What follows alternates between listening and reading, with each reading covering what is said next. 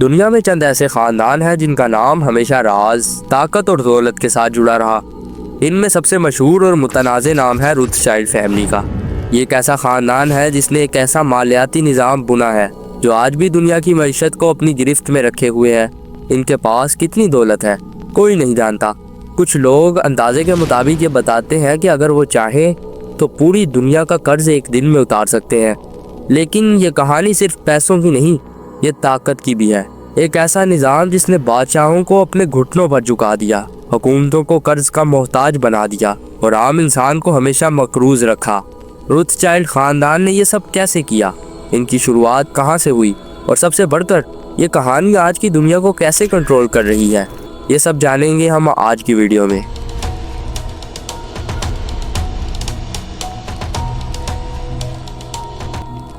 کہانی کا آغاز ہوتا ہے 18ویں صدی کے یورپ سے۔ اس وقت یورپ میں یہودی کمیونٹی سب سے زیادہ مظلوم اور دبائی گئی قوموں میں شمار ہوتی تھی۔ انہیں عام شہروں میں رہنے کی اجازت ہرگز نہیں تھی، نہ زمین خرید سکتے تھے اور نہ ہی بڑے کاروبار کر سکتے تھے۔ وہ زیادہ تر گندی بستیوں میں رہائش پذیر تھے جنہیں وہاں کے عام لوگ یہودی محلہ کہا کرتے تھے۔ انہی یہودی بستیوں میں ایک گھر تھا، انتہائی تنگ و تاریک، جس میں غربت اور بھوک کا راج تھا۔ یہاں پیدا ہوا میئر ایمشل روتھشائلڈ۔ میئر کا بچپن سخت غربت میں گزرا۔ اس کا والد چھوٹا سا کاروبار کرتا تھا، سکے بیچنے اور خریدنے کا، لیکن ان حالات نے میئر کو ایک احساس دلایا کہ اگر دنیا میں عزت اور طاقت چاہیے تو وہ صرف دولت سے مل سکتی ہے۔ اسی دولت کی پیاس، اسی غربت کا دکھ اور ظلم کا انتقام لینے کی خواہش نے میئر کے اندر ایک ایسی آگ بھڑکا دی جو آنے والی نسلوں تک جلتی رہی۔ میئر نے اپنے چھوٹے سے کاروبار کو سنجیدگی سے لینا شروع کر دیا۔ پہلے وہ صرف سکے خریدتا اور بیچتا تھا، لیکن آہستہ آہستہ اس نے دیکھا کہ اصل طاقت پیسہ رکھنے میں نہیں بلکہ پیسہ دینے میں ہے۔ حکمرانوں، جاگیرداروں، کاروباریوں اور امراء کو جب وہ تنگی میں پڑتے ہیں تو ان کو پیسے کی ضرورت ہوتی ہے، اور جو اس وقت ان کو پیسہ دے گا وہ ان پر اثر و رسوخ حاصل کر لے گا۔ یہی وہ لمحہ تھا جب میئر نے فیصلہ کیا کہ وہ صرف ایک تاجر نہیں بنے گا بلکہ پیسے کو ہتھیار بنا کر ایک سلطنت قائم کرے گا۔ روتھشائلڈ فیملی کی کہانی یہیں ختم نہیں ہوئی، اصل سفر تو ابھی شروع ہوا ہے۔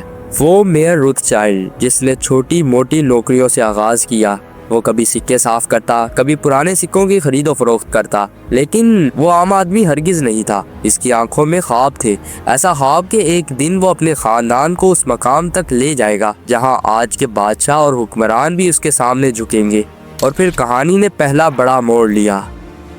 فرینکفرٹ کے ایک طاقتور جرمن شہزادے کو جنگ کے لیے پیسوں کی ضرورت تھی۔ اس وقت یورپ میں مسلسل جنگیں چل رہی تھیں اور حکمرانوں کے خزانے خالی ہو رہے تھے۔ میئر نے یہ موقع غنیمت جانا۔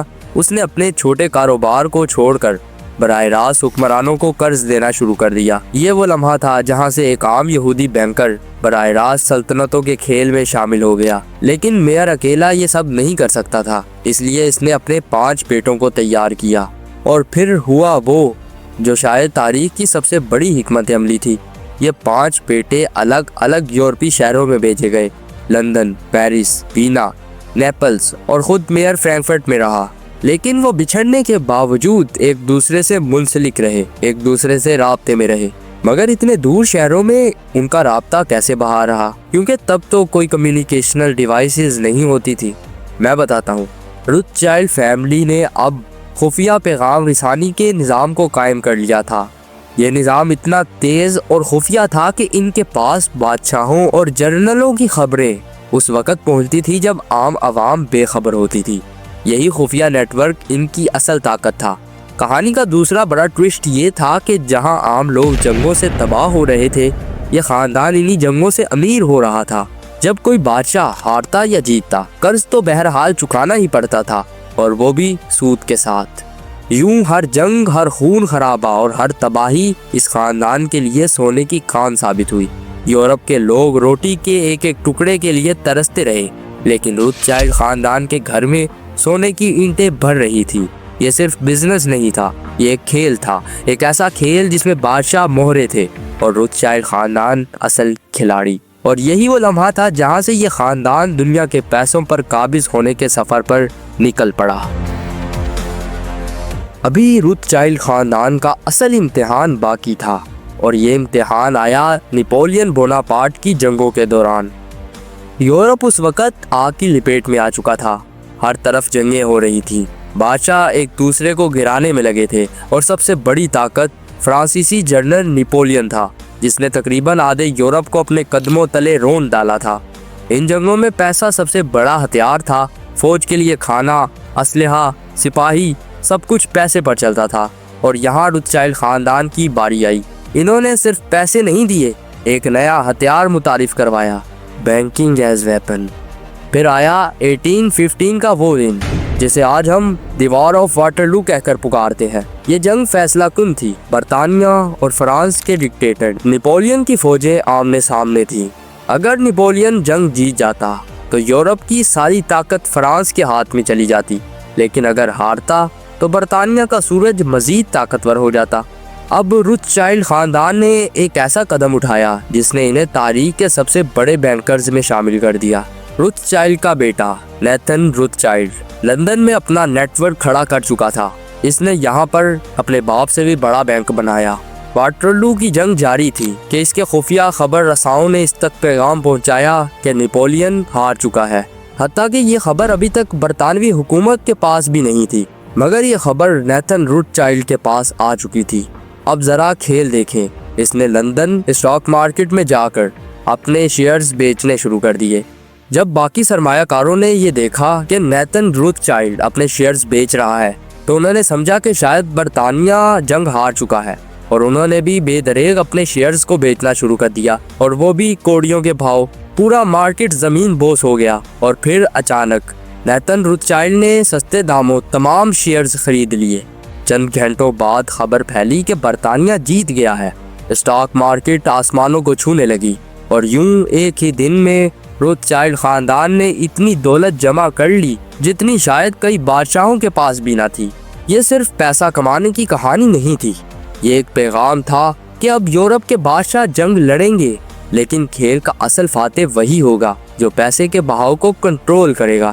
اور یہی وہ دن تھا جس نے روتھچائلڈ خاندان کو صرف ایک بینکر فیملی سے نکال کر یورپ کی اصل طاقت بنا دیا۔ اس دن کے بعد کہا جانے لگا The Rothschilds own more than kings because kings themselves borrow from them۔ Waterloo کے بعد روتھچائلڈ خاندان محض ایک امیر یہودی خاندان نہیں رہا تھا، بلکہ وہ یورپ کی ریڑھ کی ہڈی بن گئے تھے۔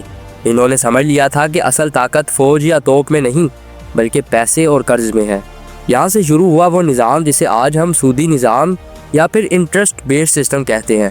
روتھچائلڈ خاندان نے بینکنگ کو ایسا جال بنایا جس میں ہر حکومت، ہر کمپنی اور بالآخر ہر عام انسان پھنس گیا۔ سب سے پہلے انہوں نے یورپ کی مختلف ریاستوں کو قرضے دینا شروع کیے۔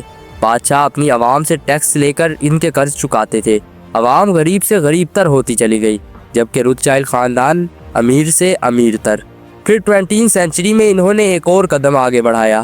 1930 میں امریکہ میں فیڈرل ریزرو سسٹم قائم کیا۔ یہ بھی انہی کے اثر و رسوخ کا نتیجہ تھا۔ اب امریکہ جیسی بڑی طاقت کی کرنسی بھی پرائیویٹ اداروں کے کنٹرول میں آنے لگی۔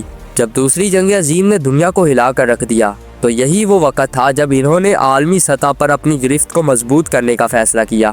1944 میں بریٹن ووڈز کنورسیشن کے ذریعے دو بڑے ادارے وجود میں آئے، ورلڈ بینک اور انٹرنیشنل مانیٹری فنڈ یعنی IMF۔ دونوں کا مقصد تھا دنیا کی معیشت کو سنبھالنا، مگر حقیقت میں یہ ادارے قرض اور سود کے ہتھیار بن گئے۔